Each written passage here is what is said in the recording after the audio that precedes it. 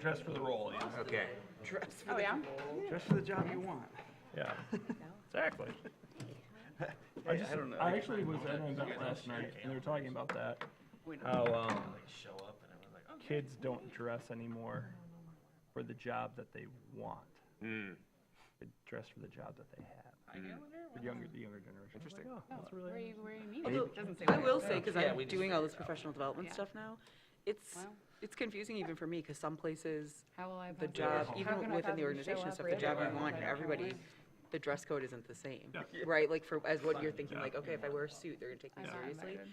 A lot of And I'm places, like comfortable with my that. friend who works for a very large company out of Brooklyn, You was guys have, meeting like, with an a very agenda, large or you company just out of chit South chat? Korea, and they were all like, wear your suits, wear your jackets, da-da-da. They all show up like that. The Koreans are all wearing like really nice sweaters and like slacks and like, Yeah. and they're like, we look like guy's fools. boss said dress like those guys. No, are no, gonna dress. Korean business just dresses like that, like really? the marketing and advertising people. and things going like on?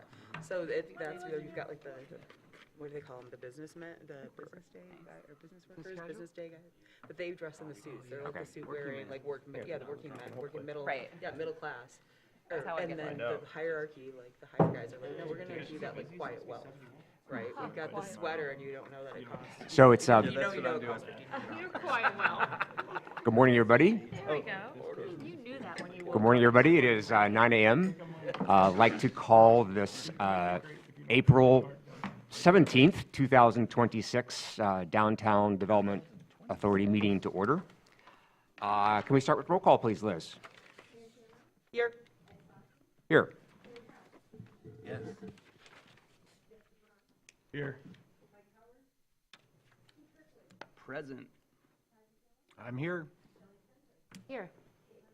Here. Thank you.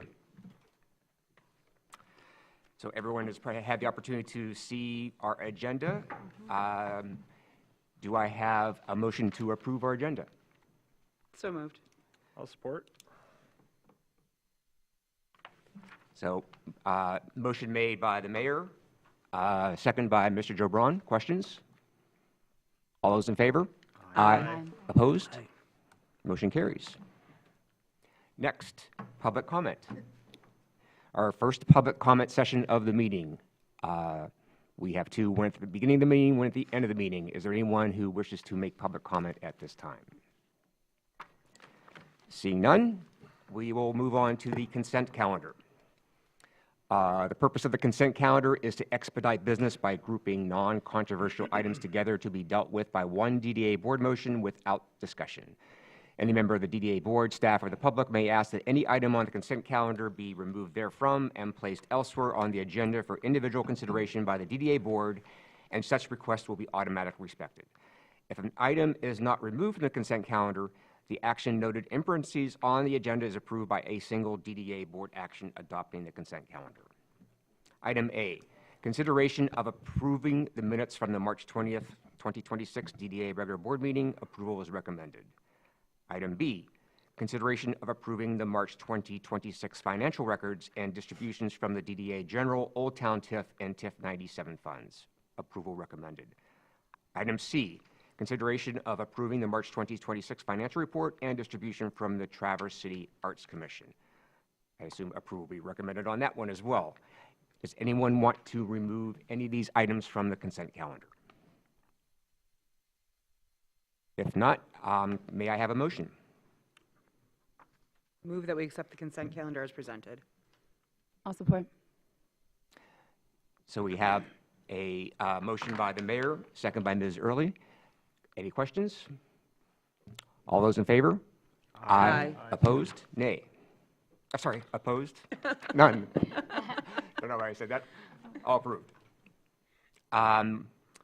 Next, old business to discuss the 2020-26 DDA budget review and discuss the schedule along with the public hearing. Well, good morning, everyone. We had talked in great length at our last meeting about the DDA budget. We had one recommendation to change one line item, which you can see reflected on the TIF spreadsheets on page 16 of your packet. You can see where we are in our timeline of approval based on today's discussion and the schedule of the public hearing. our next step is really to have the conversation with the city commission. So I wanted to provide another opportunity. The budget review is comprehensive, as it should be by this board. So if there are any other items that any one of you wish to continue or bring up or discuss again, this is the time to do that. Otherwise, we're going to continue forward with the process. Again, we still have our own public hearing and our own adoption before it's finalized, so we still have time to amend our budget as necessary or if needed, but this is just another opportunity to ask questions if anyone has any. So you see the proposed budgets for TIF 97, Old Town TIF, and the general fund. Discussed those fair detail last meeting. Any further questions or comments on the budget? Mr. House? Just a quick question, Harry. For the June 1st, the city commission considers the budget, and then June 19th, we consider the DDA budget. So no changes can be made on June 19th without it going back to the city? Correct. Yeah, I just wanted to clarify. Are we going to be requested to fix behind Lake Captain's quarters on the river there with the? It's a great question. We've not had that conversation yet with the city. That could come up. But if you go through our budget and we have kind of placeholders for just city infrastructure, and that could be anything, but it could be the wall, but we're not at that point yet. So. I just want to make sure that we have appropriated funds if we're asked. And thank you for bringing that up, Jeff. I would mention one of the comments I got from a commissioner after our meeting on Monday was essentially, I didn't realize that when stuff comes to us from the DDA, it was us asking the DDA to do it and not the DDA asking to do the project. So regardless of whether it makes it into the budget as a consideration, because we might not know by then to actually put it there for the vote, I hope that if we do end up helping, we can emphasize that as we go through the process here of approving the funding and at the city commission level, that this was an ask by the city and do that more often. And I think this is the first great example of how we can do that if it comes to it. So there is a request through this to set a public hearing. That motion is on page I can make the motion. 16. I'll move that the DDA set a public hearing for the 2026-2027 DDA Old Town TIF and TIF 97 budgets for Friday, May 15th, 2026 at 9 a.m. in the Governmental Center Commission chambers. Is there a second? I'll second it. Okay, motion made by the mayor, seconded by Mr. McMillan. Any further questions, comments? Go for a vote. All those in favor? Aye. Opposed? Motion carries. All right, TIF 97 project priorities update. As you can see in your packet, we're going to talk about Farmers Market Pavilion in new business.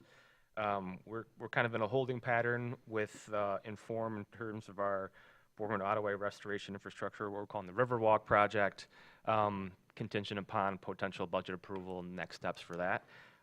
Just as an update on Rotary Square, we had a meeting with Progressive staff earlier this week, and we're kind of finalizing the minute details of Rotary Square, like the type of chair and the color of chair, that type of thing. And then as part of that process, really honing in on the true estimate for the overall cost of the project. So our intent still is to wrap up that process and then come before this board and the city commission to essentially release a bid in the fall. We're still targeting the spring of 27 for construction. Any questions? So actually, there's two items I'd like to bring up with regards to the Boardman Ottaway project. The first is, in last month's meeting, Lauren gave us a great presentation on sort of the status of our TIF 97 funds, sort of projecting where she thought we were, and assuming that the TIF would not be renewed, how we would spend our money. And it wasn't at least apparent to me until after that meeting, when I actually looked at the presentation in detail, that based on current projections and based on the current estimate for the Boardman Ottaway project, that we do not have enough money in the TIF 97 budget to complete that project. Will you say yay or nay, or how, or any assumptions or things you would describe with that?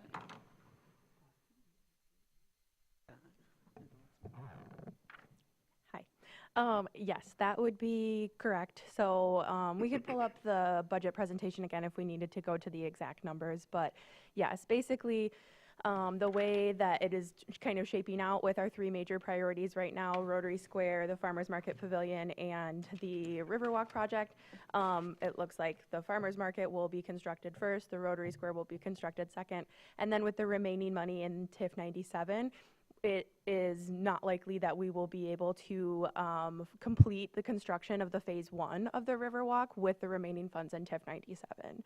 So we have funding in the budget to complete the construction document so that if the Moving Downtown Forward TIF were to be passed in TIF 97 were to be extended, then we would be prepared to hit the ground running with construction for phase 1 of the Riverwalk then.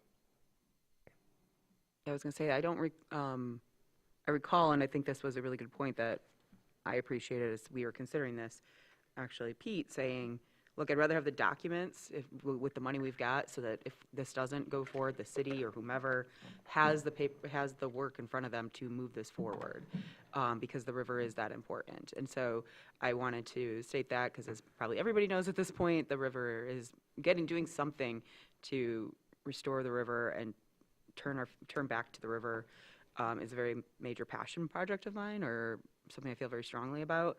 And so I appreciate that the answer is we don't have the money to finish phase 1 if TIF is not renewed, but I want us to not look at it that way as not finishing, that we are at least continuing to move the ball forward in a way that no commission has in decades and no DDA has in decades. So that's just my kind of soapbox for a moment. Thank you.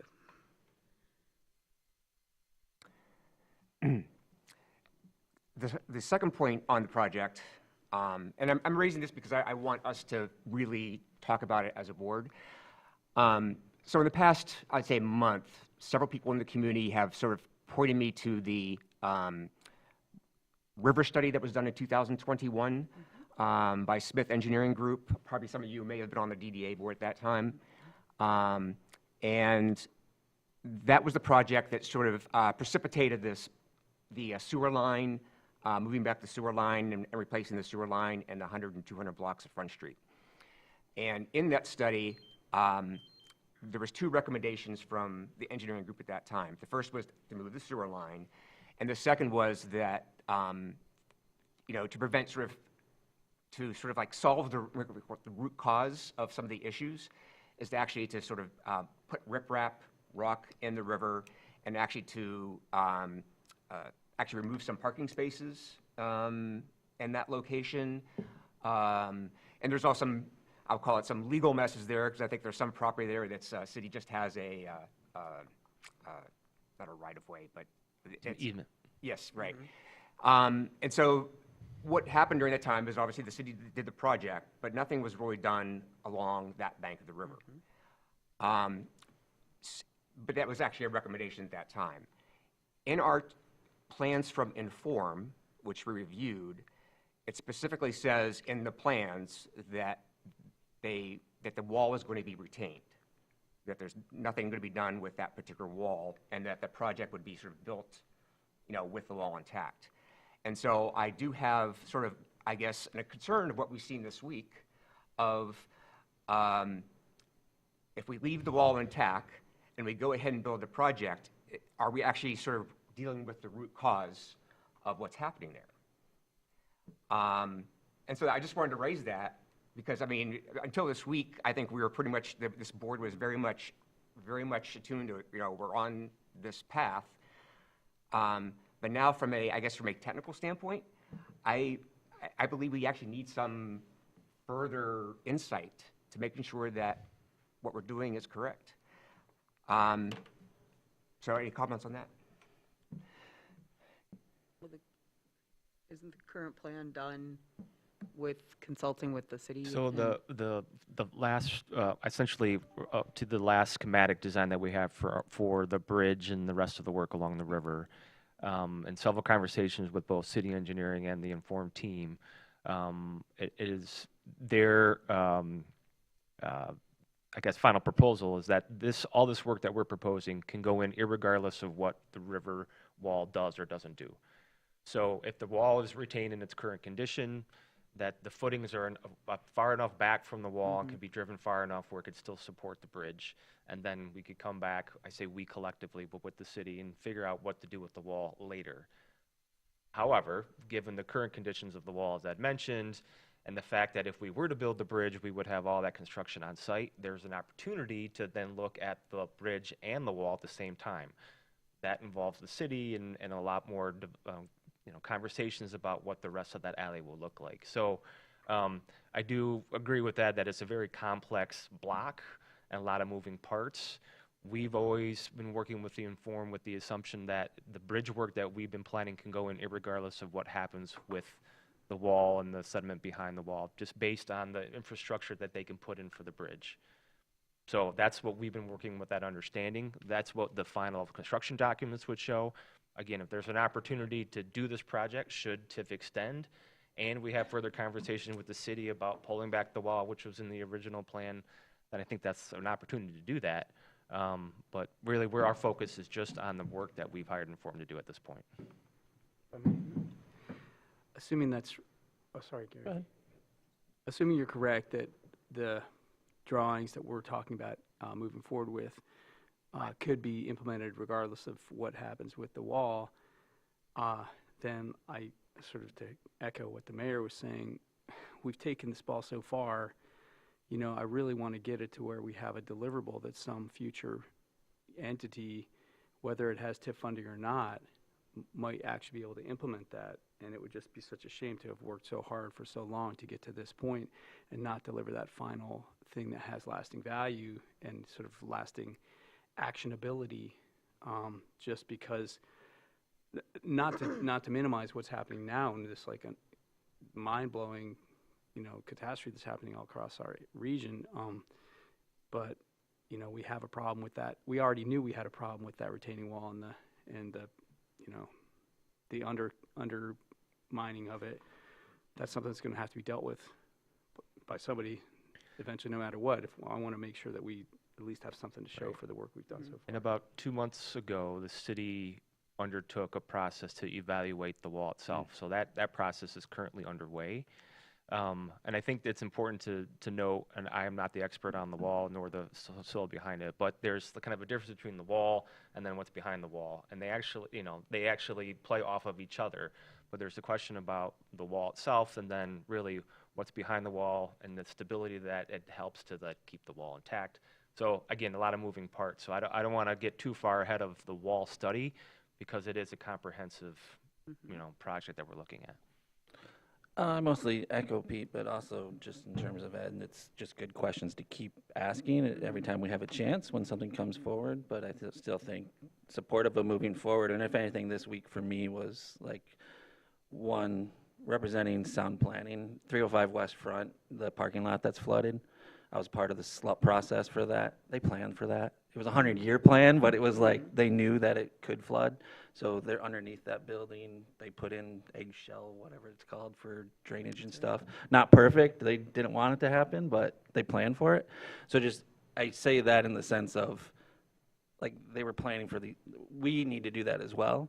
And then also just keeping what we can moving forward and then being able to take opportunities when they come, whether it's a disaster or maybe something a little bit more positive, but being able to jump on opportunities for the bigger plans anytime we can. So for me, first thing I saw in the alley this week was, wow, this is a great opportunity. Maybe we can get a little energy to actually do more along here and actually fix some of the concerns that Pete mentioned that we've known for a long time, plus the social conditions on top. We wanted to turn towards the river for a long time. So I don't know if that's answering your question that you asked, but it's just in terms of I'm supportive of moving forward. I guess what I was actually thinking of, so I recognize the passion of everyone on this board for this project. So, I don't want to just demean the project, but I actually believe that I actually think we should ask for written concurrence from city engineering on our current plan set. I don't think it's necessary, because engineering will sign off if they believe it, and that's what we have to trust our PE for. I mean, correct me if I'm wrong, but that's why we have a PE on staff and we don't hire it out. Right, I understand that, but I believe, rather than just saying, well, we just talked about it, we actually have to have something in front of us saying, please. Well, that's what I'm saying. Yeah. If the PE signs off on it, Right. for us, that's the gold standard. Whether or not we agree with it, I'm not an engineer, so. Right, exactly. Yeah. I wanted to say really quick, that to me, this is another example of where and I totally agree with the questions, and I think it's good that we're asking them and underlining the answers in this case too, is certain aspects of what we do and what are in our plans are, like the bridge is something that needs to be done. We're helping to do it. We've done it in this way that it can be done on its own.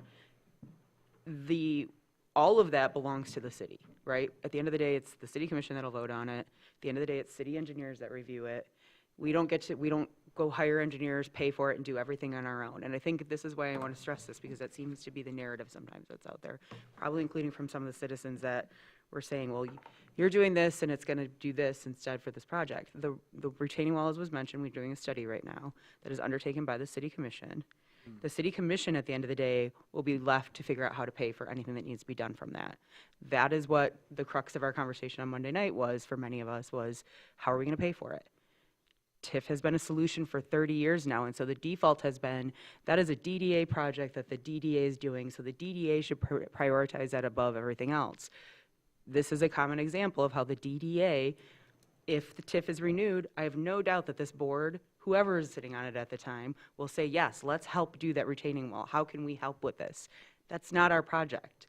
That's not our decision. It's the city's property. It's the city's bank to reinforce. It's the city's responsibility. We have just been a tool to pay for it for 30 years, and that creates the illusion that it is our project all the time. There are certain things that the DDA does do that are enhancements, that are on top of a project that already exists, or maybe move a project forward because it's something that's on the list anyways, that we suddenly have the money to do, that will never be the highest priority for the city because of all the millions of other things that are on the list.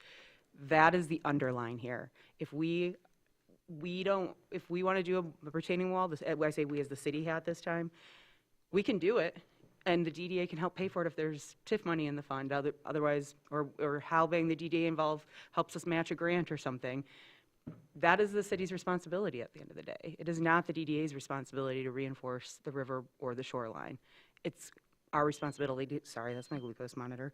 It's our responsibility to help if we have the funding. And that is the clear line that I think we have to articulate as much as we can, where we can.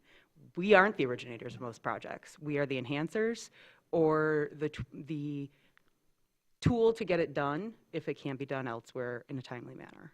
And that cannot be stressed enough right now.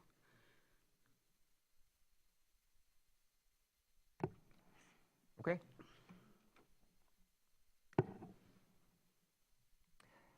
Any further comments? Okay, going on to moving downtown forward TIF plan discussion. All right. Well, I want to thank everyone for their contribution on Monday night. For those of you who were not able to be there, hope you're able to watch it and glean some information about that. You see what's in our packet. There's still the kind of the final details on, essentially it's the funding, revenue share discussion and length of time, and then the project list that we want to get some direction on today, because we really need to start looking at the full draft of the plan starting next month, with the target of June for approval of the Moving Downtown Forward TIF plan. So in your packet, we included a whole bunch of stuff. A lot of the Excel spreadsheets and charts that we had discussed at our last meeting. We included the PowerPoint from the joint meeting on Monday night. But I want to talk about a few specifics. I'm going to go somewhat in reverse. So on page 47 of your packet, we have what we're calling our annual essential programs and services. We talked about this on Monday night. These are really a baseline of the activities that represent the day-to-day care and maintenance for downtown. This list includes the annual clean and green services, which we're enhancing this year, the public restroom program, our wayfinding program, the holiday lights, the administration and facilitation of the Sierra Hardy Farmers Market, our annual service agreement with the city, trash removal, marketing and promotions, and downtown composting. This is the list that we're working from today, right? So these represent today's dollars with today's focus. We might decide in 5 years, we've done enough composting, we don't want to do composting, we want to do something else. We also might want to say in a couple years, we want to invest more in clean and green services. So what I didn't hear from our discussion is anything on this list that people don't want to fund, at least at this point. So, and my thoughts are that I think we're pretty solid on this list and pretty solid with the costs that are associated with it in terms of things we want to fund and not fund. Anyone agree or disagree with that or want to talk about that a little bit more? Okay. Then on page 48 of your packet, we're calling this the annual capital infrastructure maintenance. So these are things that we're pledging to essentially maintain. And we've been doing this this last budget cycle and the one we're proposing as having an annual infrastructure repair and maintenance line item. This year it's at 120,000, but this is to go to the small, cracks in the sidewalk and broken signs. If you've gone in front of, on the 200 block of Front Street, one of the bump out panels was completely blown out with the blizzard. And so the small fixes like that. And then because we're moving forward with these two big infrastructure projects, we have a line item for maintaining the farmers market space. That includes the pavilion, the grounds, and we have talked about potential improvements to the birdhouse and other things. And then as we're kind of ramping up, potentially building Rotary Square, annual maintenance for that. So the total, again, today's dollars without inflation is about $185,000. Go back to Monday night, I didn't hear any disagreement about those three priorities. The one thing I guess I would say, sorry, you're just talking about the maintenance fund right now? Just this section of maintenance, yeah. Okay, sorry, I'll wait. I was about at the plan list and I'll bring it up Okay, later, yep. sorry. The 2% inflation, I don't think that's high enough. So let me just get to Oh, that. good, Hold on yeah. one sec. I hear what you're saying. Yep. So then on page 49 of your packet, we had been talking about this potential kind of percentage of our tax capture that would go toward these dedicated services. And on your desk, when you came in, it's kind of clipped together. What I had heard from our meeting on Monday night was really an emphasis on, again, continual infrastructure improvements and the stormwater infrastructure. What I didn't hear a lot about was placemaking, mobility, and public spaces, which is something we do kind of inherently in all our projects. So I think what we're recommending as staff is that we strike number 3, and that we look at a 2% annual allocation for stormwater and a 2% city infrastructure investment for a total of 4 that will come out of the DDA revenue every year. It's a pledge that essentially the DDA is making. So here, I guess the only question I have is if you look at the prior page, where you're basically saying we spend $120K on annual infrastructure repairs and maintenance, and then on the following page, you have city infrastructure investment. How would you describe the difference between the two? So the first page is really the stuff that, the small things that we want to fix that are usually under the DD purview. Right. The second line item is just, it's almost like a blank set of money. When the city has an emergency or something comes up like the wall, or it could be that there's always just dedicated money that just goes to a city project that's dedicated infrastructure in the district. So an example that's come up more recently is the North Union Street Bridge, which we're going to approve in a little bit, or talk about in a little bit. I mean, that was a project that kind of came out of the blue. They again asked us for funding. We would have it in this scenario. Every year, we would have a certain dollar amount that would just go to those kind of projects that come up in the city. Doesn't mean it has to be spent by the city. They could say, you know what, we don't have anything, but next year, you never know. But at least we're saying as a DDA, we're committing to helping the city pay for those infrastructure projects. Does that make sense? So it's kind of like a reserve fund or Kind of, whatever. yes. Okay. Right. All right. So I think that's the nuance that we're recommending is that's a 4%, 2% for the city infrastructure, and 2% for the stormwater infrastructure. Harry, what does that equate to in dollars, just about? I'm going to get to that. Oh, sorry. You're reading my mind, Shelley. It's all good. So if you go into your handout here, these are the colored handouts. And Lauren's going to help. She's got the slide on the screen, but I'm going to slowly walk through this, and then Lauren's going to high point how we got some of these numbers. So you see 3 scenarios, and it's the last green columns. You see a 50-50, you see a 70-30, and you see an 80-20. And that's kind of the sharing revenue that we had talked about. Everyone see that? I'm sorry, Yeah. there was something I wasn't going to ask that now that it seems like we're building on this, so I need to try to understand. You had said that because you hadn't seen a ton of interest in the,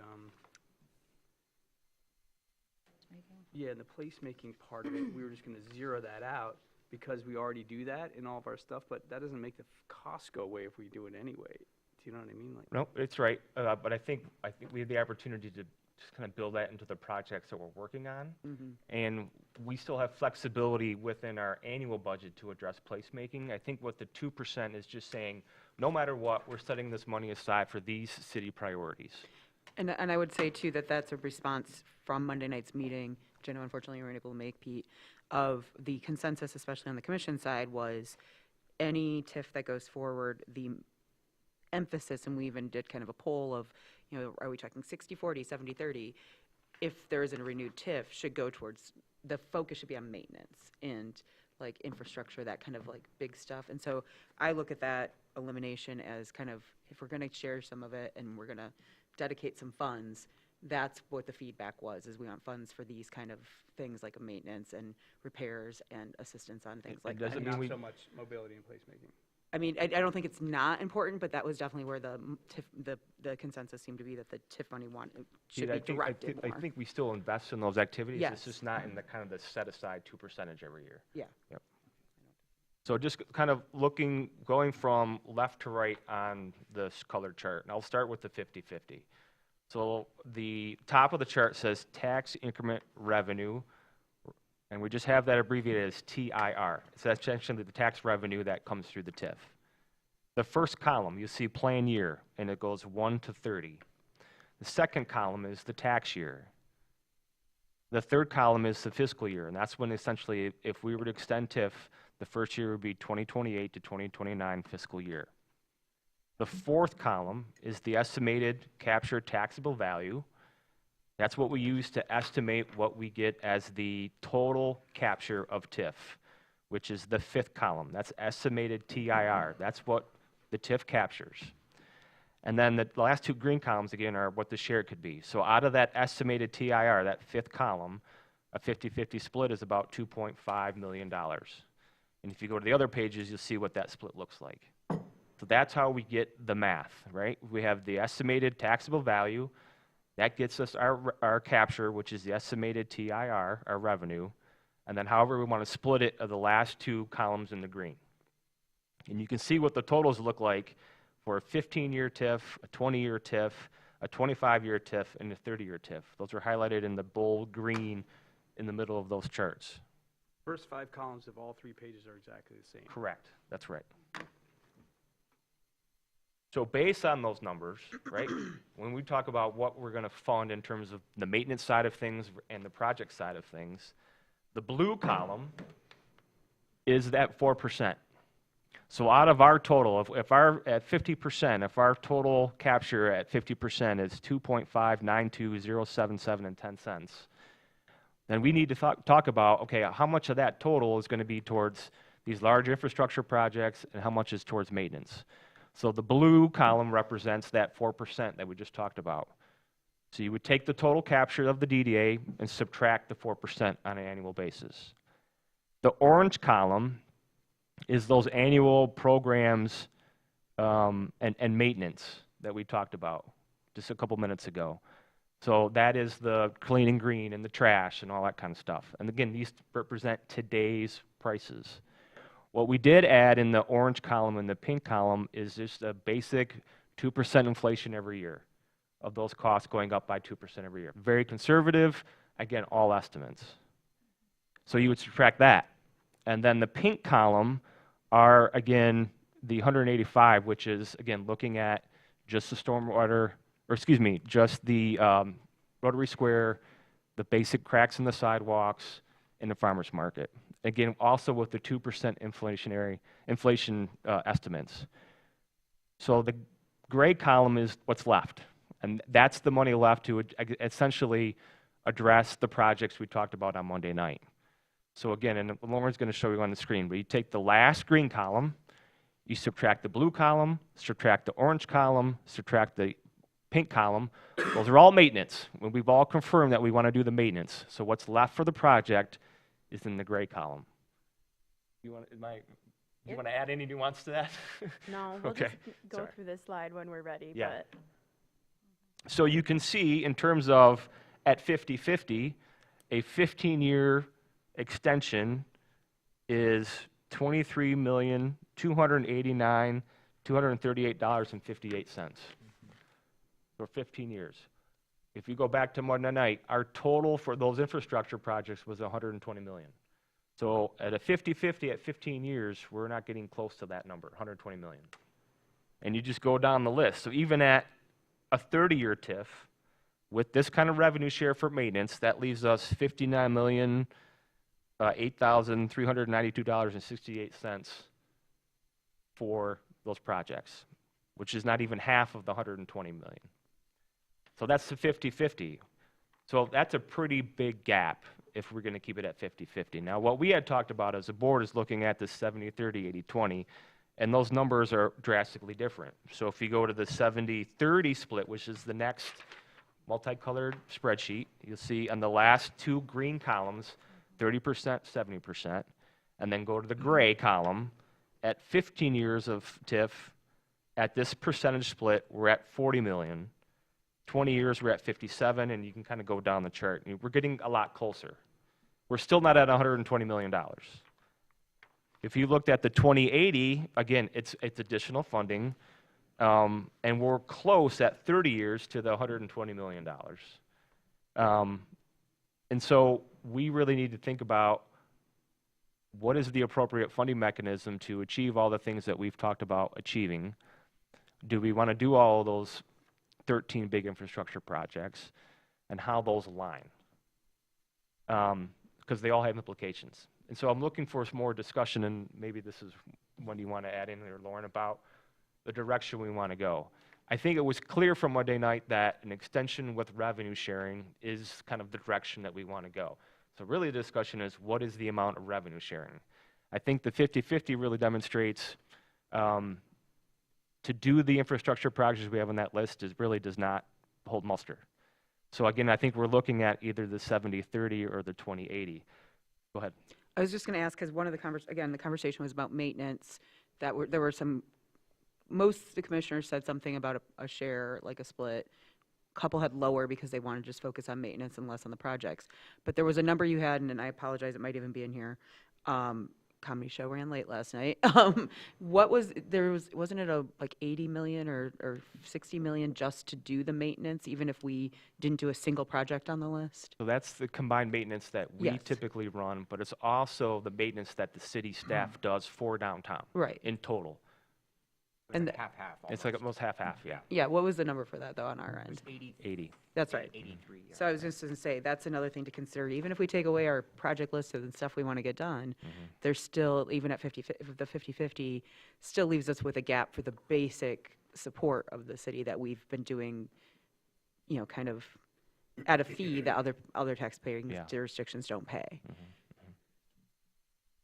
To the extent that any split returns a certain amount of money to the city, and to the extent that diminishing the sort of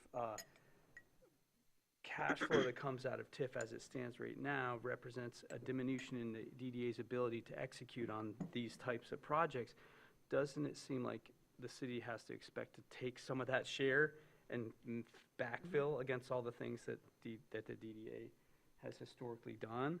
And is the city thinking about that? How do we?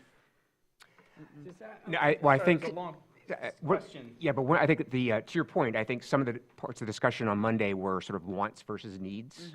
So, for example, one of the things that's come up over time is perhaps like the alley between Front Street and State Street. So determine that as a need, that this thing absolutely needs to be done, in a certain amount of time, or is it just a high desire?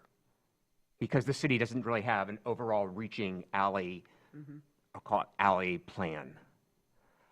So those are the sort of things that were discussed on Monday. It just, not all the projects aren't always seen as needs, that some are seen as wants.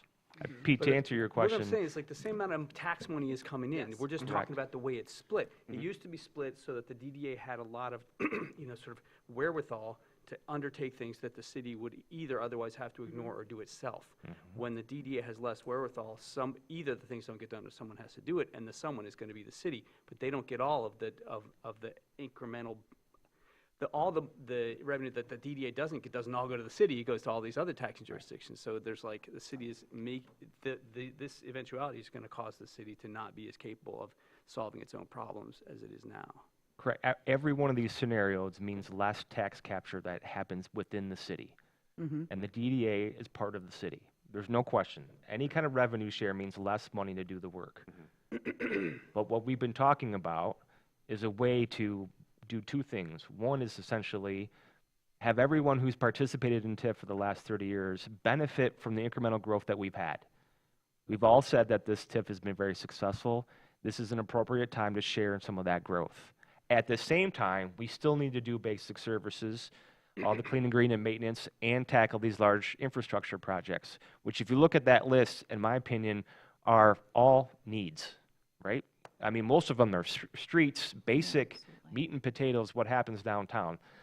So do that work. And Pete, to your larger question, the money that would go back to the city in this instance is really up to the city, right?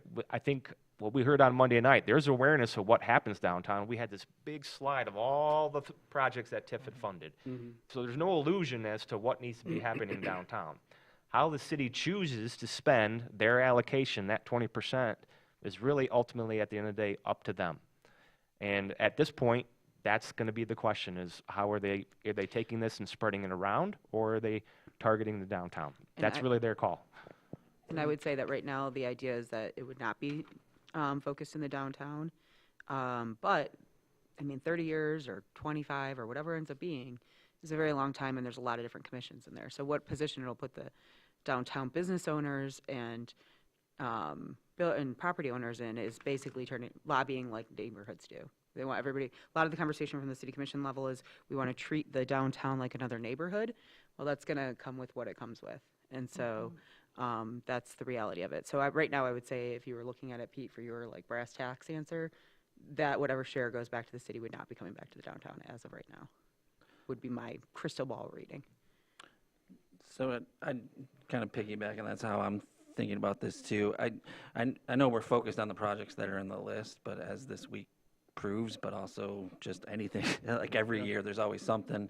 It's not just these projects. It's having the flexibility for future generations to have the funds to actually deal with the problems that arise, needs or wants, or even the desires of the whole community coming and saying, hey, we want a Rotary Square, we need a town square. Yeah, okay, I can say that's not an absolute need, but it is certainly a need for continued growth and reinvention of your community.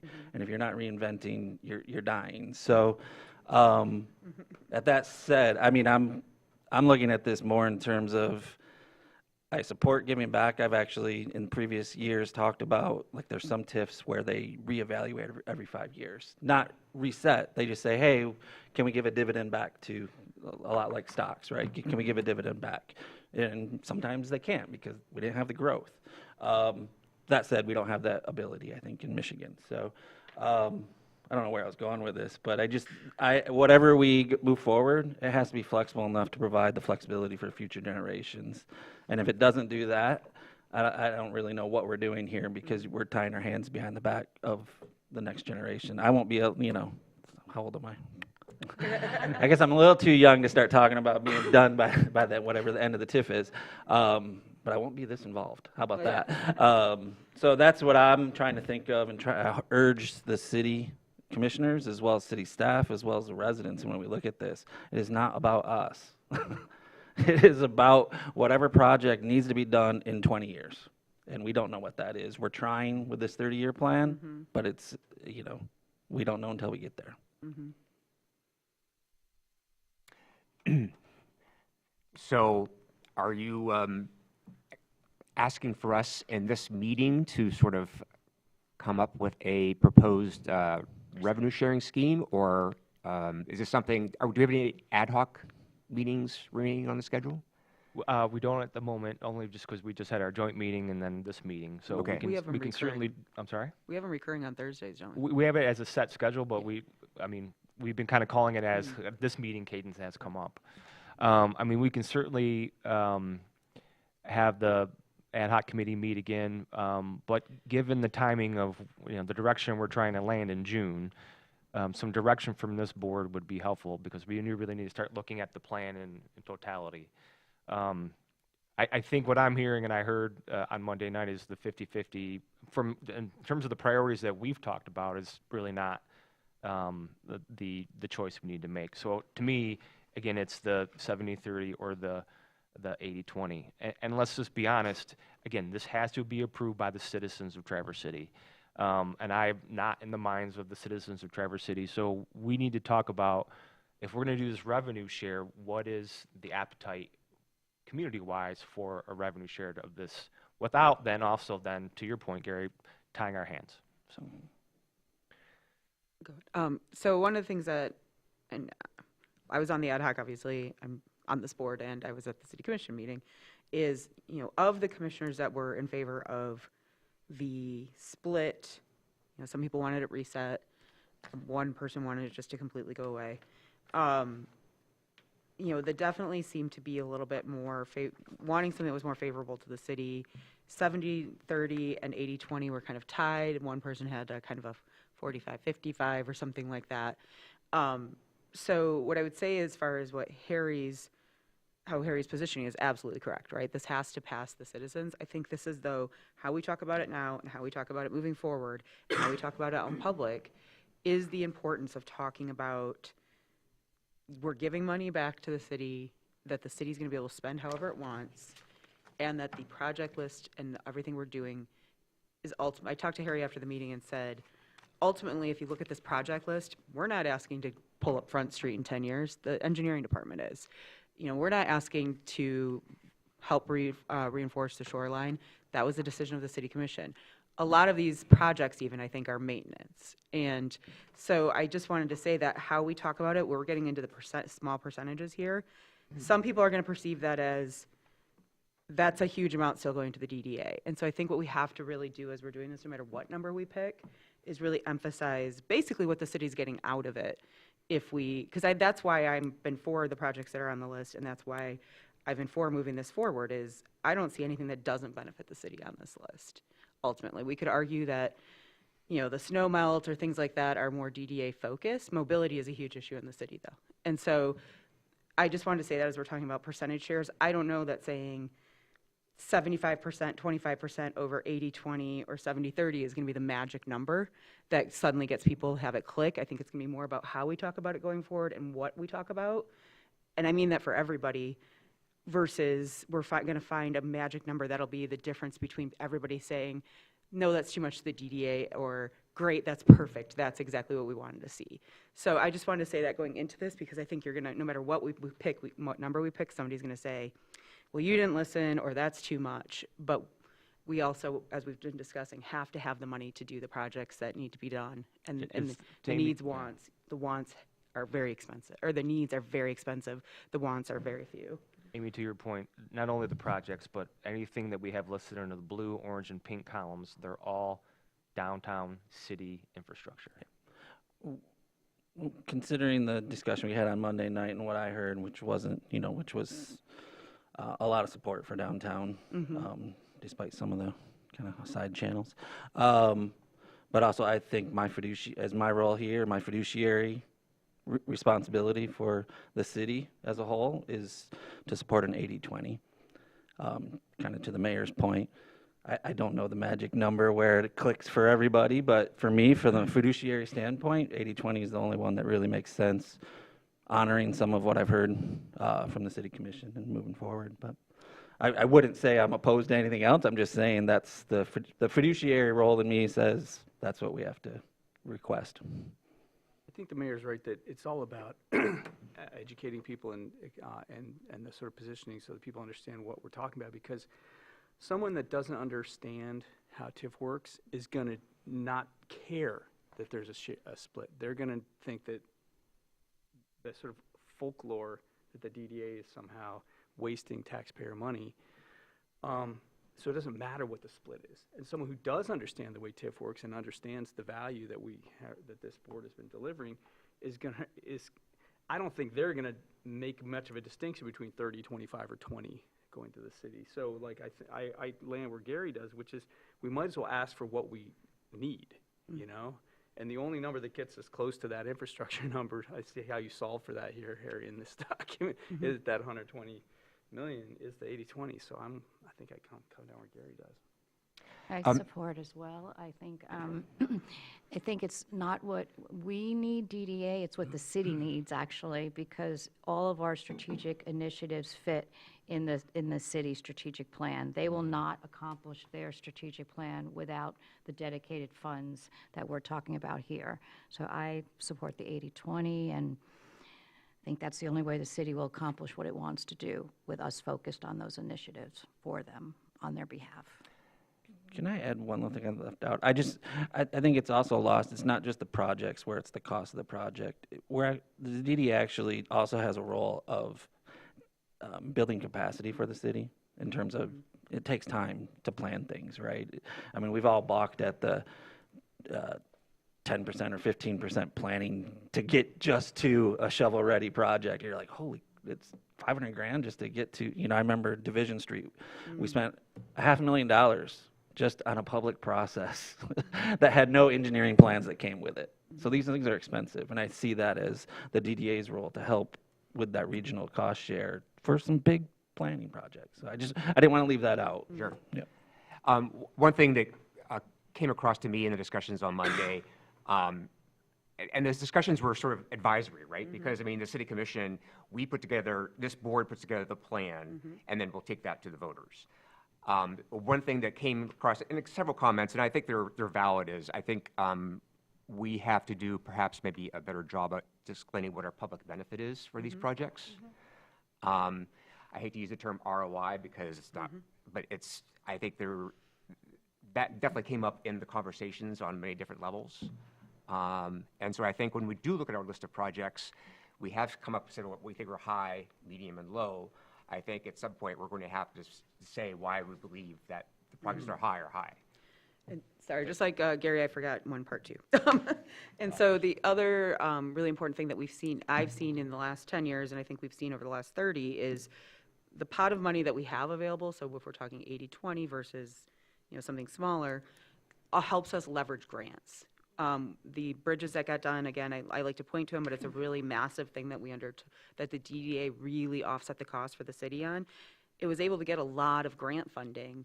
The bridges that were done around downtown over 2 years were able to get a ton of grant funding because we had the money and the support behind the project. It showed an investment, and it showed a dedication that was going to be there no matter what. And so the grant, which I was somebody in the federal government, I can't remember which department right now, sorry, probably US DOT, but I can't remember exactly who it came from.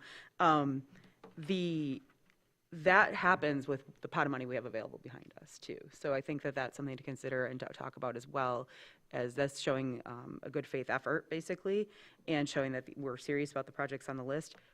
All the projects on the list probably won't happen. Not all of them require every dollar to come out of TIF either, because of grants, because of funding, because of partnerships. We've had great partners on the river already with the band, the GTB, and NOAA and others, right? There's all of these opportunities, but they don't happen if we just go with our hands out and say, will you give us money? We want to do this project. And they're going to look at a list and say, this is not even on your CIP for the next 6 years as a city. And where's this seems like you're just plucking it from the air. So this is also some intention behind our actions.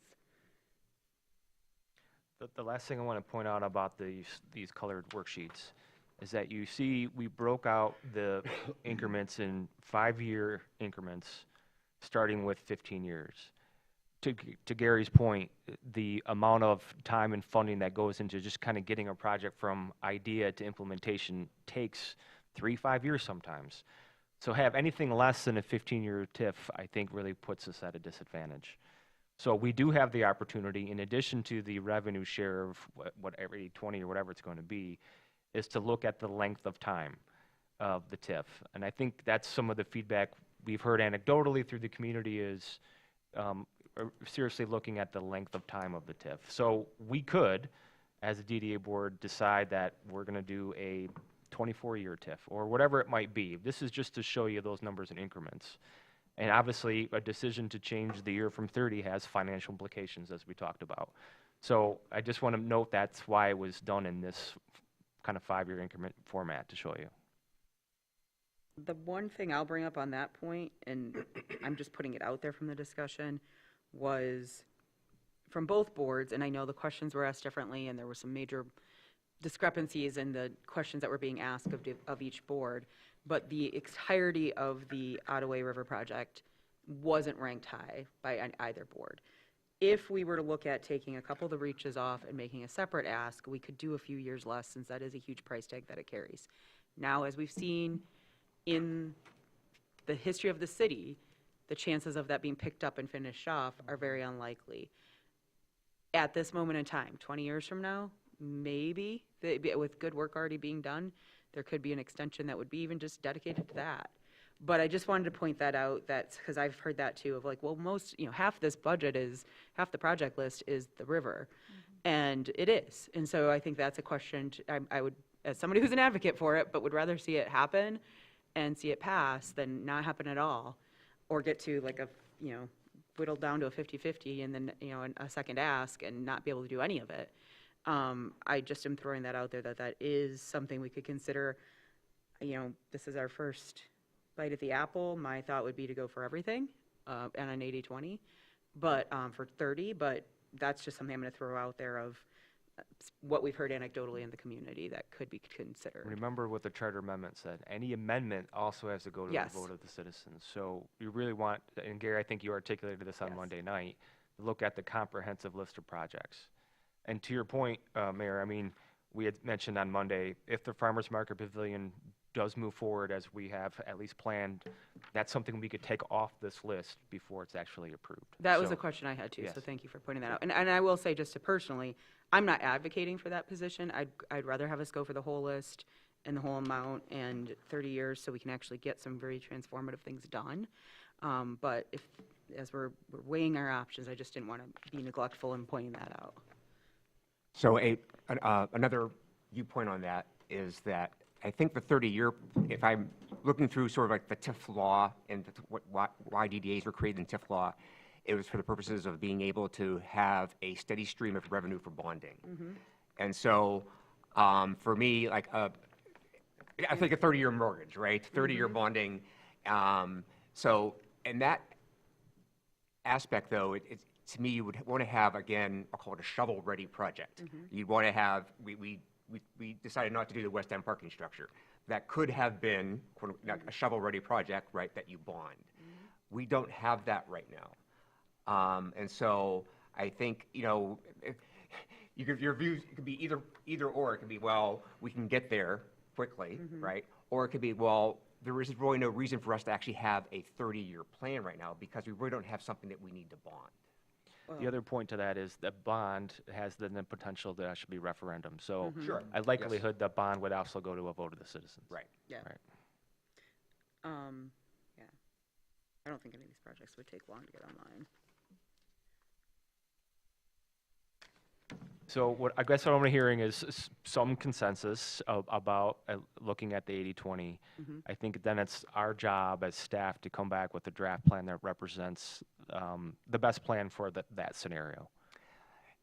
Personally, again- I would like to see, we have our projects that we have prioritized. Yep. And so I think the dollar amounts for that, those projects against an 80/20 split would be helpful for us to comprehend that.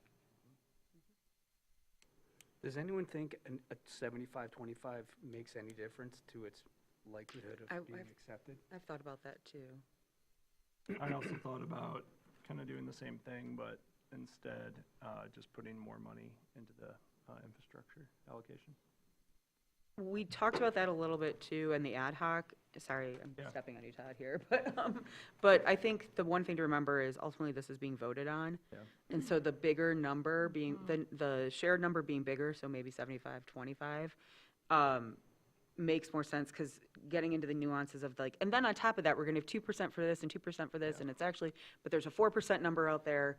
We know what it's doing and we can articulate it, but I think trying to lean on that for showing, giving more money will be a little more confusing. Yeah. And correct me if I'm wrong, Harry, it would be just argue 25% plus the 4% plus the 600 and something that already is allocated. So, Yep. yeah, it's all those added up, so it's really more than Yes. the 25%, yeah. I would support that. Okay, so I think the consensus moving forward is for Harry to take the 80-20 recommendation going forward, and then putting that against our list of projects, and then coming up with a sort of a final recommendation for us for approval. Well, I wasn't quite clear on how people felt about that 75-25. I'm not advocating necessarily, I just wanted to see. That's the first one who spoke up for 80-20. I mean, I'm amenable to it. I Yeah. want staff's input on that. Like, Yeah. what does it does? What's the impacts? What does it really look like? We have 70-30 And already if we're there. doing that, I don't know why we're keeping round numbers. Yeah, we already have Yeah. 70. I want to see the math. Like, if, Yeah. Yeah. so. So we were supposed to go through this before the discussion started, and now all of it is like going to be repeated and not necessarily important, but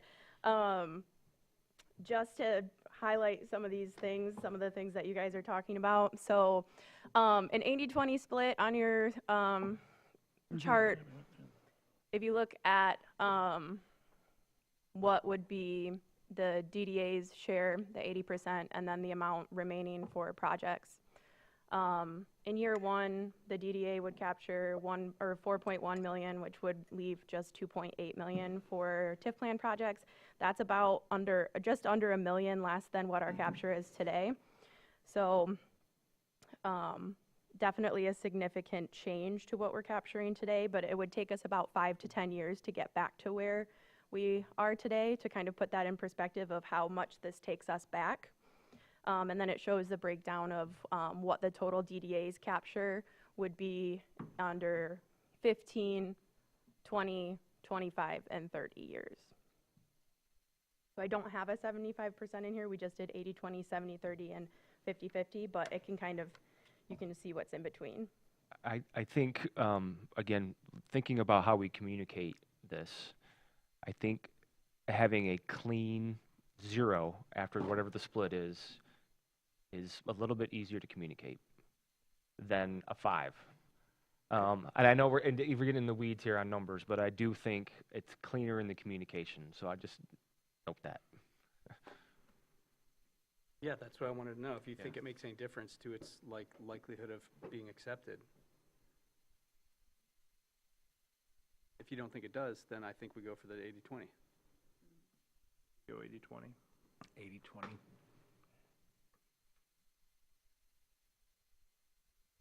Okay? Have you got what you needed from the board? Yes. Okay. Poor Lauren. Thanks, Lauren. You guys, I want to say this is incredibly great, what you put together here, numbers-wise.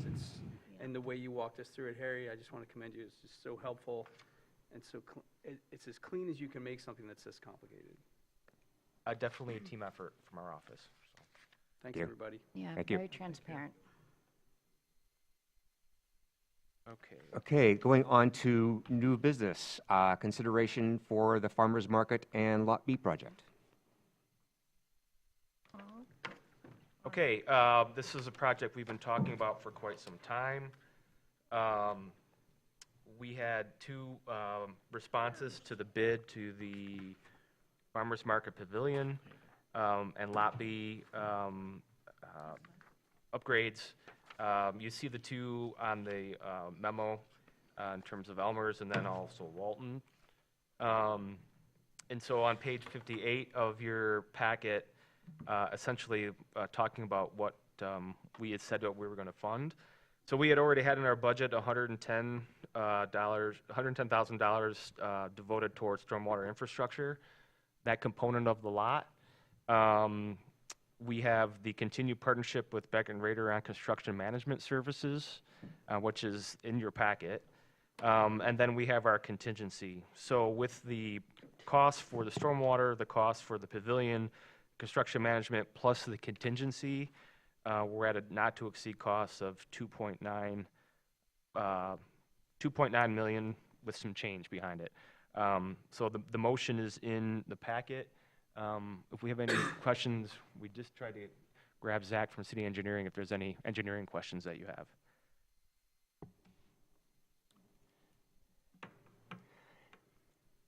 So I think, we've gone through the discussion of this project with rather detail over the past year. I guess the only thing probably be worth mentioning was there is some additional funding request for project management here.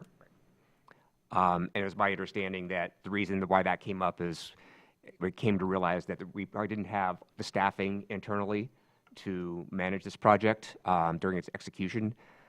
So we're asking for those funds.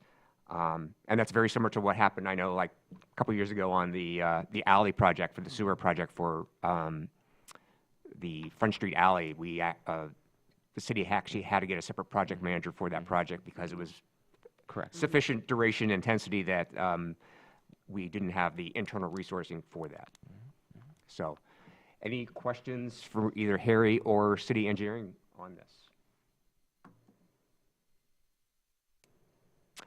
If not, does anyone care to make a motion?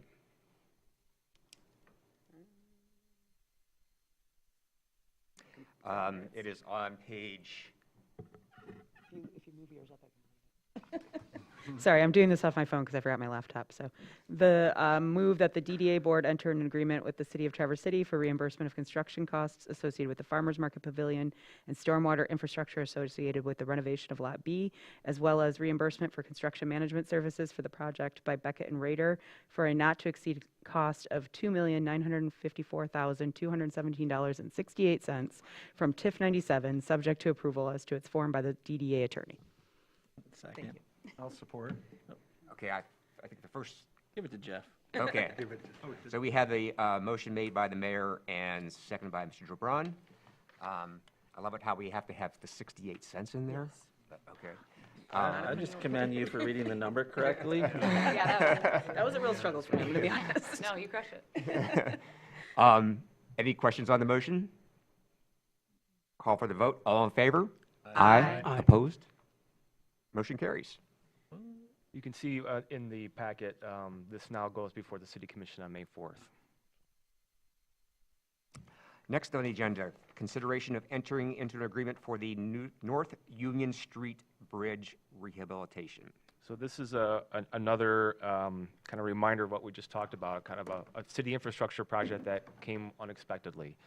And at the same time, we had been working on developing a new staircase railing for the essentially decking that's just northwest of the North Union Street Bridge. We actually helped fund that many years ago and then put up a temporary fence, and it still looks temporary. It's kind of the chicken wire fence. So we had been talking about internally about doing the railing, and so when this project came up, we had money to do the railing and then also helping the city fund some of this bridge rehabilitation, and that's what you see in your packet is essentially $150,000. A portion of that goes to the decking, and then the remainder would go towards the rehabilitation of the bridge in combination with city funds.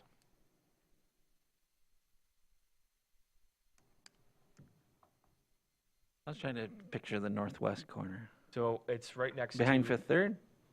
Am I on No. the wrong bridge? No. North Union Street Bridge, the what's the restaurant? Tasting room. Tasting room, right Yeah. next to the tasting room.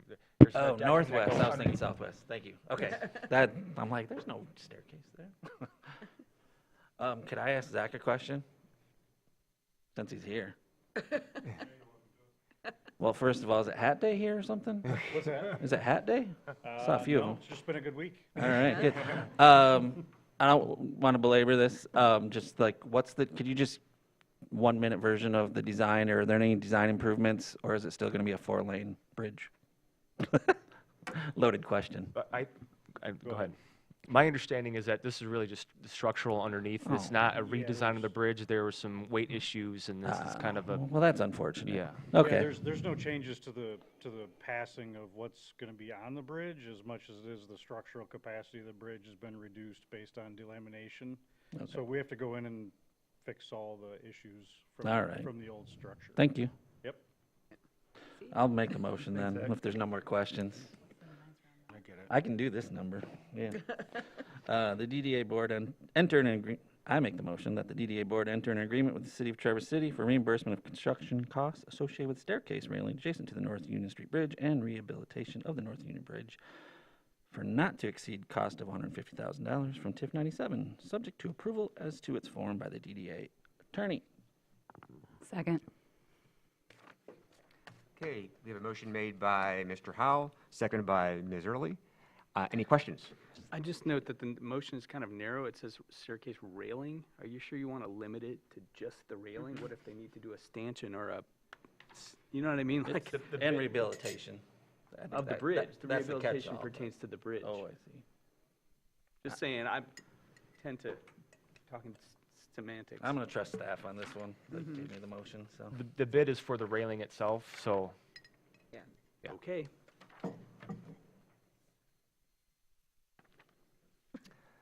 Okay, any further questions? Call for the vote. All those in favor? Aye. Opposed? Motion carries. Executive Director Report. A lot of the stuff is kind of just ongoing in this memo. I just want to bring your attention to the Cass Street mid-block crosswalk. We anticipate that project to start in May, probably mid-May, and that is the reconstruction of the mid-block crosswalk between State and Front. Okay.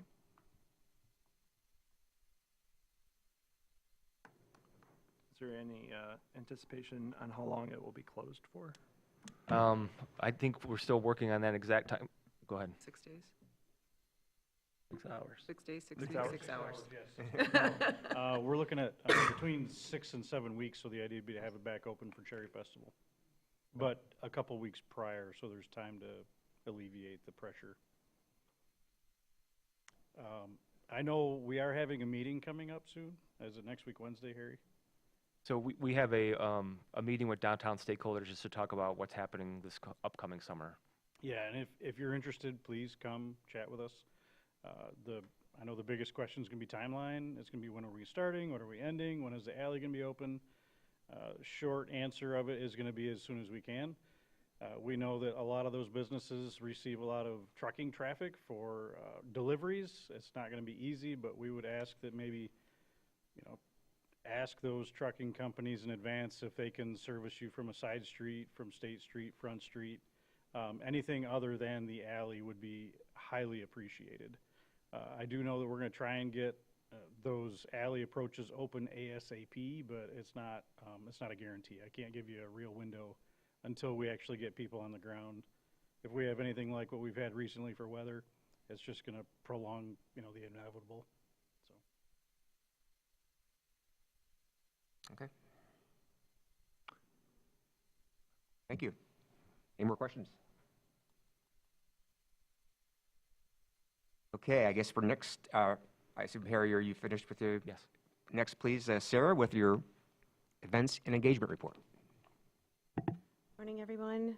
Last time I was here, we were talking about a freak winter snowstorm, and now we're talking about flooding. So maybe we just not need to have events. Are we bringing this on ourselves? Next event coming up is starting tomorrow. It's the Signs of Spring scavenger hunt. We have almost 40 different members signed up around downtown. They've hidden these spring icons in their stores. You scan the QR code, you could be registered to win a $250 gift certificate. This is another event trying to drum up business essentially during the shoulder season when our downtown businesses really need the support the most. If we want to see the downtown that we know and love in the summer, we have to show up in the spring for it. We have to show up year-round. We are doing also double entries for businesses not located on the well-worn paths of the 100 and 200 blocks of East Front. So we're trying to encourage everyone to go downtown, where downtown is outside of just that epicenter. The Toast to Downtown is coming back on Wednesday, May 20th. Just waiting on the ticketing process. I'm hopefully going to be sending out the email for that today, the invite.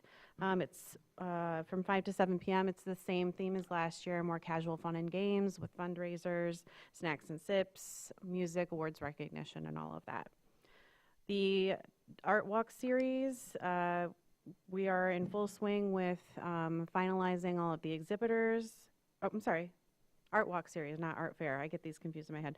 That's May 29th and June 5th from 5 to 7. We are finalizing getting artists signed up to pair with downtown artists. We are partnering with Crooked Tree and some others to do some creative activities at J. Smith Walkway, and we'll have live music in front of Horizon. So we're just trying to encourage people to come out, bring their open minds, have some discussions with these artists. They will also be doing some demonstrations as well. Now the art fairs. Old Town Arts and Crafts Fair, the Cherry Fest Arts and Crafts Fair, Downtown Fine Arts Fair. The application deadline is the 20th, which is coming up very soon. And then for Downtown Fine Art Fair, we are looking at a location change due to Rotary Square's unavailability. So we have a couple of options we're looking at. And then Street Sale and Friday Night Live, if you can believe it. Registration for vendors and members and entertainers and nonprofits will be coming up very soon. Anything? Good. Any questions? Thanks, Sarah. Thank you. Looking forward to it. Thank you. So coming towards the end of our meeting, is there any public comment? Before we do that, I just want for receive and thank you. file, on your desk is our annual report. This is on our website as well.